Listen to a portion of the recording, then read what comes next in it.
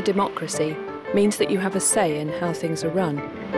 But can young people really make a difference?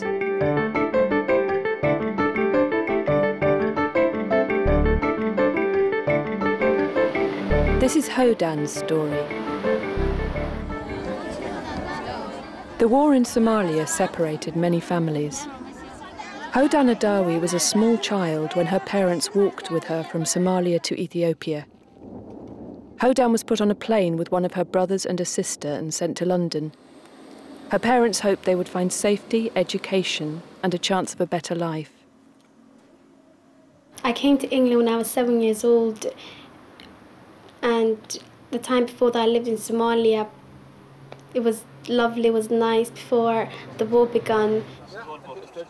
I used to just think, yeah, why can't there just be one ruler, one person to follow the entire world, and everything could just be the same, and everyone can have the same advantage, and everyone can have the same rights and stuff like that. Because back in Somalia, you haven't got no rights, you haven't got nothing basically.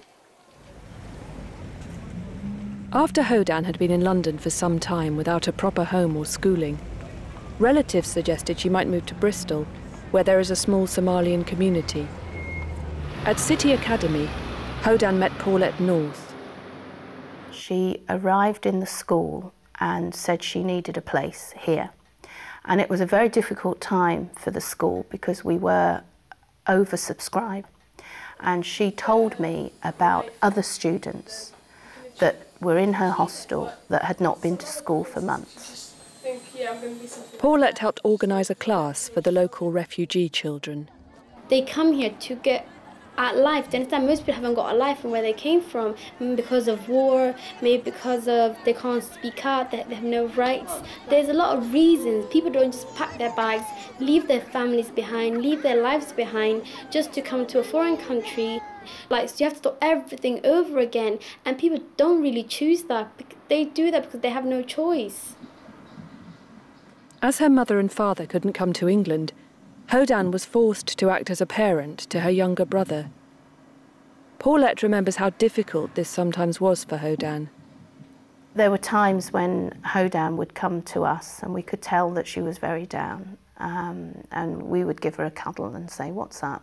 And I never forget the day where she said, "I'm just tired. I'm really tired of being a mother. I want to be a child. I've not had a childhood. I want to be a child." And I said, "Well, how can we do this then? What is it that would help?" And she said, "If my mother and father came over." And I said, "Well, why don't you start a campaign? Why don't we campaign for this?" And I looked at her and I was like, me, this age? I don't think I can make that big of a difference, but I can try. On the lunch break of that day, I went to the library and I picked up the Yellow Pages, so I just looked up the nearest law firm next to my house that dealt with immigration and stuff like that. So we went to the lawyer and he encouraged me because I was young and we thought it was just going to be a simple road. The government said that basically me and my brother didn't have the right to bring our parents to the country because we were dependent on my sister. And I just looked at them and I was like, "Are you being for real? Do you think I chose to come here without my parents? I did not choose nothing. I was a kid, do you understand?" After the government turned down an appeal for her parents to come to England, she was very upset. Hodan remembers how different things were in Somalia. She would never have been able to challenge the authorities there, as there was no democracy. Women can't really express themselves. They're looked down at.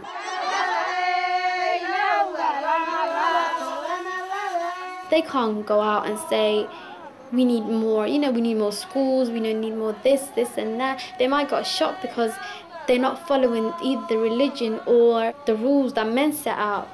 I think everyone should be equal, men and women.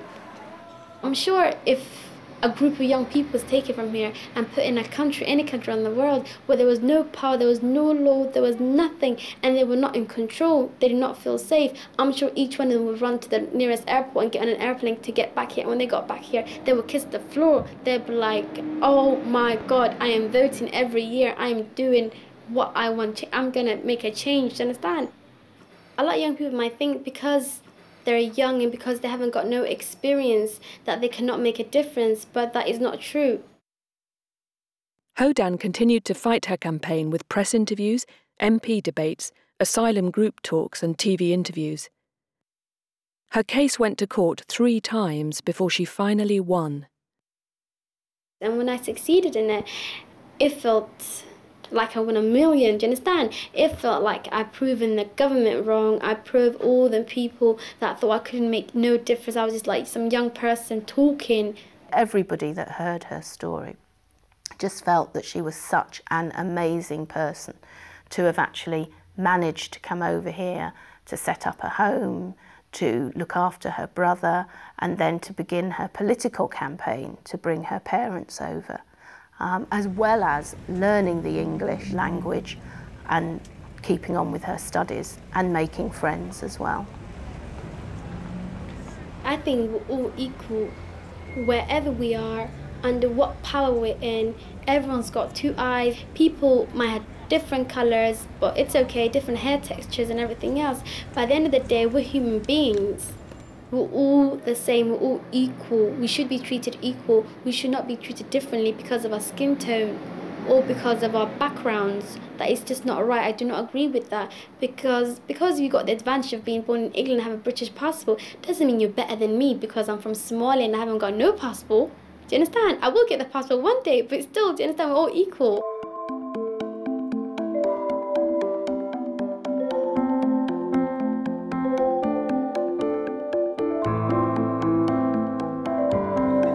But there are many ways to engage with politics. Your time in office is over. The island speaks. The creative arts, in this case theatre, can be a good way to explore the impact of politics on people's lives. Necessary.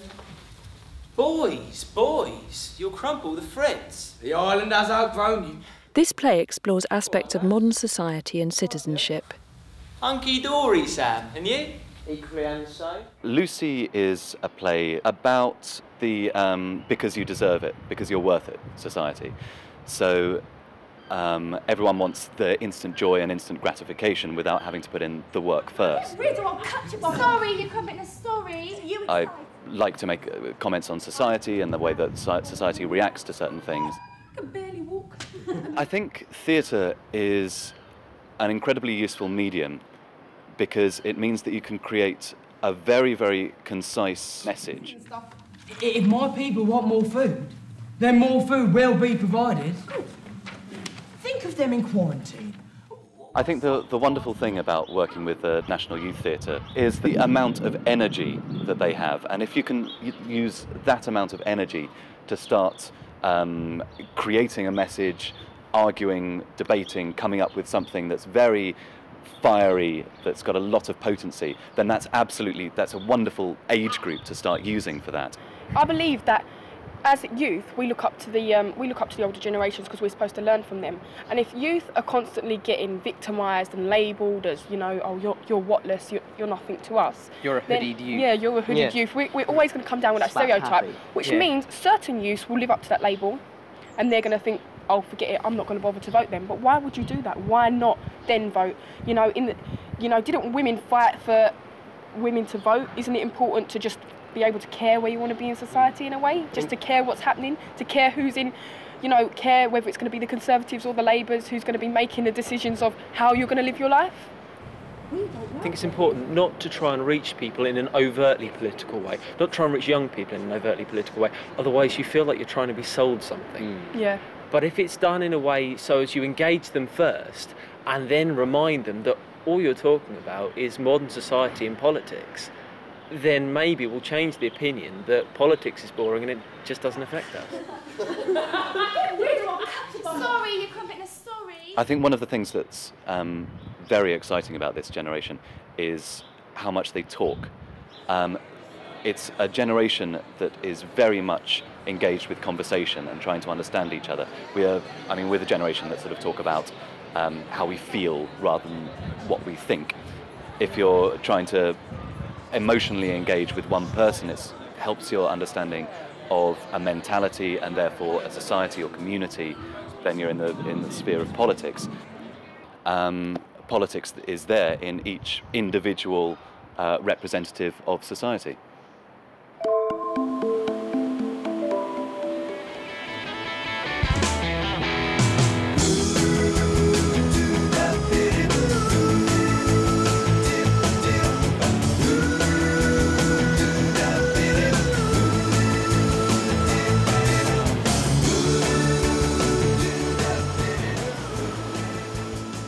Surfers Against Sewage began life in 1990, when a small group of Cornish surfers became convinced that something in the water was making them ill. They suspected that sewage on the beaches and in the sea was to blame, and decided to create a campaign to get the beaches and coastal waters cleaned up. SAS thought that a combination of media-grabbing headlines and research into sea pollution levels was needed. These activities developed public awareness and created scientific support for their campaign against the authorities, in this case, local councils and the water boards. Local surfer Emma Davidge is a volunteer member for SAS. I first got involved with Surfers Against Sewage because we went in the sea with a group of friends just down here, and we ended up being violently ill from it. We got a bug from the sewage that was in the sea. None of us knew it was in the sea. None of us were warned. Apparently people knew about it and no one was told. We thought this was absolutely awful. Our parents phoned up SAS, and Surfers Against Sewage just helped out a hell of a lot with it. They gave us advice about what to do, and they actually said to us to contact the local newspaper just to get our voices heard and to let people know what had happened. We had a photo shoot done and we got a little article in the paper. Because of that, I wanted to join SAS to do something different and to make sure that things like that didn't happen again. Everything that goes down your toilet and sink can end up in the sea. Surfers Against Sewage want to put pressure on the government, the local councils and the water boards to insist that raw sewage has the maximum cleaning treatment before it's pumped back into our oceans. They hope this will stop the sea being polluted and prevent harm to marine life. I think the government and the council can work together to work out better sewage treatment policies. We need to eliminate sewage altogether, and without their help, this can't be done. SAS have become very skilled at campaigning and want to change the way the government controls sewage and water treatment. They believe the way to do this is by engaging with political decision-making, with the legal system, and by working closely with the media. With SAS, politics is important because if there's an event that happens down here and people do become ill because of sewage or anything, it's important that we get the media involved to be more publicised. And then if no one listens to us then we've got to take it further. We get more people involved with the campaign, and then we take it further. We go out to London and have a protest there, or if they don't listen, then we'll take legal action to, get our voices heard. Surfers Against Sewage have become a strong organisation because of a commitment to teamwork.